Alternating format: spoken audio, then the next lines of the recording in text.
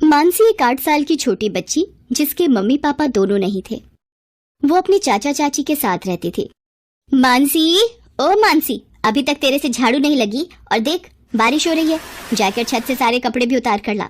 अभी लाती हूँ चाची, बारिश बहुत तेज हो रही है, क्या करूँ? जल्दी जल्दी कपड़े उतार लेती हूँ, नहीं तो चाची फिर मारेंगी। दीपा बिटिया, ये ले तेरा दूध, वो भी बादाम वाला, गरम गरम पी ले, बारिश का मौसम है। चाची कपड़े उतार कर रख दिए हैं, मुझे भूख लगी है, कुछ खा लूं? पहले बाजार जाकर ये सामान लाला की दुकान से लेकर आ, फिर कुछ खाना। चाची बारिश बहुत तेज हो रही है, कुछ देर बाद चली जाऊं? बारिश इतनी तेज भी नहीं है जो तू बह जाएगी, चुपचाप लेकर आ सामान। मानसी तेज बारिश में सामान खरीदने चली जाती है और बुरी तरह भीग जाती है। ये क्या, पूरी चीनी बारिश में भिगो दी, अब तू नहीं बचेगी मेरे हाथों से। सुधा मानसी को थप्पड़ पर थप्पड़ मार रही थी। आंखों की अंधी, तुझे दिखाई नहीं दिया क्या चीनी भीग गई है? आज तुझे खाने को कुछ नहीं मिलेगा, रह भूखी। अरे अरे सुधा, इतना क्यों मार रही हो? पागल हो क्या? छोड़ो इसे, चीनी ही तो भीगी है और आ जाएगी। तुम चुप रहो, वैसे पेड़ पर नहीं लटक रहे जो ये चीजों का नुकसान कर देती है। चल बाहर बारिश में भीग, यही तेरी सजा है। सुधा मानसी को घर के बाहर बारिश में भीगने के लिए खड़ा कर देती है। बहुत बहुत ठंड लग रही है चाची, मुझे अंदर आने दो ना। अब ऐसी गलती दोबारा नहीं करोगी। सुधा बच्ची है, अंदर आने दो, नहीं करेगी दोबारा। एक काम करो, तुम इसे घर के अंदर ले आओ, मैं घर छोड़कर दीपा को लेकर मायके चली जाती हूँ।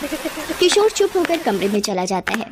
तकरीबन 1 घंटे बाद, दीपा जा बोल दे मानसी को अंदर आकर बर्तन करेगी, सारे बर्तन जूठे पड़े हैं। मानसी, मम्मी बोल रही है अंदर आकर बर्तन धो ले। मानसी भीगे हुए कपड़ों में बर्तन धोने लगती है। भूखी प्यासी मानसी घर का सारा काम करती है। सुधा मानसी पर बहुत अत्याचार करती थी।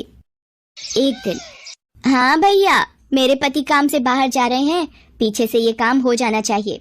ठीक है, मैं समय पर पहुंच जाऊंगा। किशोर किसी काम से शहर से बाहर चला जाता है। मानसी बेटा, चल तुझे बाजार से नई चप्पल दिला लाऊं, टूटी हुई चप्पल में घूम रही है। चाची मेरे लिए नई चप्पल? ठीक है, मैं चलती हूँ। सुधा मानसी और दीपा के साथ बाजार जाती है। मानसी, तू यहाँ बैठकर चप्पल देख। भैया दिखाना जरा चप्पल। मानसी, मैं जरा दीपा को सामने की दुकान से पानी की बोतल दिलाकर आती हूँ। सुधा मानसी को चप्पल की दुकान पर छोड़ जाती है। दुकानदार दूसरे ग्राहकों में व्यस्त हो जाता है। तभी, बेटा आपका नाम मानसी है ना? आपकी चाची ने मुझे भेजा है, उन्हें घर जाना पड़ा, वो मुझे तुम्हें घर छोड़ने को बोल गई हैं। आओ तुम्हें घर छोड़ देता हूँ। अंकल, ये तो मेरे घर का रास्ता नहीं है, आप मुझे कहाँ ले जा रहे हो? ये रास्ता भी घर की ओर ही जाता है, जहाँ से ले जा रहा हूँ चुपचाप चल। मानसी व्यक्ति के हाथ पर काट कर हाथ छुड़ाकर भागती है। रुक जरा, भागती कहाँ है? व्यक्ति मानसी का पीछा करता है। मानसी रोती हुई तेजी से भागती है। भागते भागते अचानक, आंटी, वो अंकल मेरे पीछे पड़े हैं, मुझे अपने साथ ले जा रहे हैं। आंटी, डरो नहीं बेटा। अरे अब क्या करूं, ये लड़की तो गायब हो गई। मैडम, वो लड़की तो हाथ छुड़ाकर भाग गई। कैसी लड़की को पकड़ने के लिए तुमने बोला? मेरे पैसे वापस करो, जितने भी मैंने तुम्हें दिए हैं। लड़की को तुम संभाल नहीं सके, इसमें मेरी क्या गलती है? कोई पैसे वापस नहीं मिलेंगे। सुधा ने मानसी को उस व्यक्ति को बेच दिया था और उसके बदले 5 लाख रुपए लिए थे। उधर मानसी जिस महिला से टकराती है, उनका नाम कौशल्या देवी था। मानसी डरी हुई थी तो वो उसे अपने साथ ले आई। आओ बेटा अंदर आओ, डरो नहीं। माला, गुड़िया के लिए पानी लेकर आओ और कुछ खाने को भी।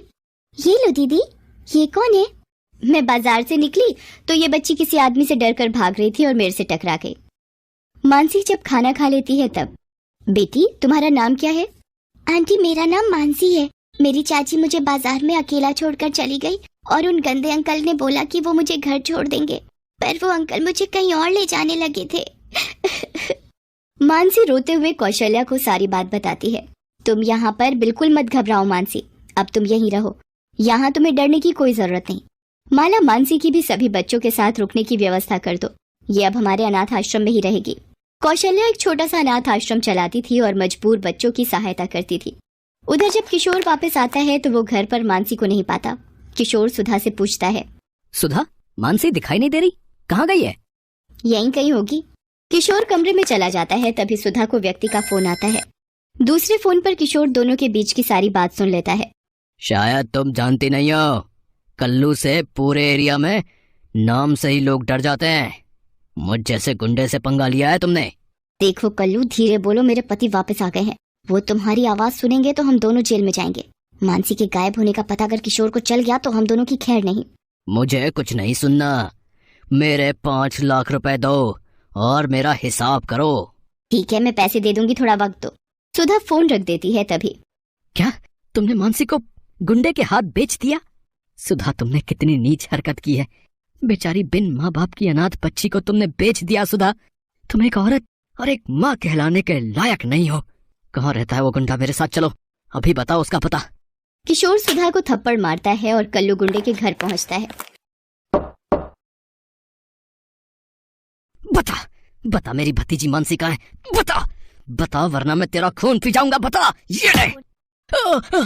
मुझे मत मारो। मुझे नहीं पता तुम्हारी भतीजी कहाँ है। तू ऐसे नहीं मानेगा। पुलिस के सामने सब जुबान खुल जाएगी तेरी। ये ले। किशोर पुलिस को फोन करता है और वो आकर कल्लू से सारी बात पूछते हैं। किशोर जी, हमारे पास एक अनाथ आश्रम की तरफ से एक बच्ची के मिलने की खबर आई हुई है। एक बार वहां चलकर देख लेते हैं। कल्लू को अरेस्ट कर लो रे। नमस्ते कौशल्या देवी जी, वो आपने जो बच्ची के मिलने की खबर दी थी। जी इंस्पेक्टर साहब, मैं अभी बुलाती हूँ। माला, मानसी को ले आओ। चाचा जी। मानसी, मानसी मेरी बच्ची, मुझे माफ कर दे। तेरी ये हालत मेरी वजह से हुई है। आपको पता भी है मानसी को इन्होंने एक गुंडे के हाथ बेच दिया। आपने एक माँ होकर मासूम बच्ची को किसी गलत हाथ में सिर्फ पैसों के लिए बेच दिया, सिर्फ इसलिए क्योंकि मानसी अनाथ है, इसके माता पिता नहीं है। इंस्पेक्टर साहब, आप सुधा को गिरफ्तार कर लीजिए। किशोर, मुझे माफ कर दो, मेरे से गलती हो गई। चाचा जी, चाची जी को जेल मत भेजो, इन्हें माफ कर दो चाचा जी। देखो सुधा, अपनी आंखें खोल कर देखो।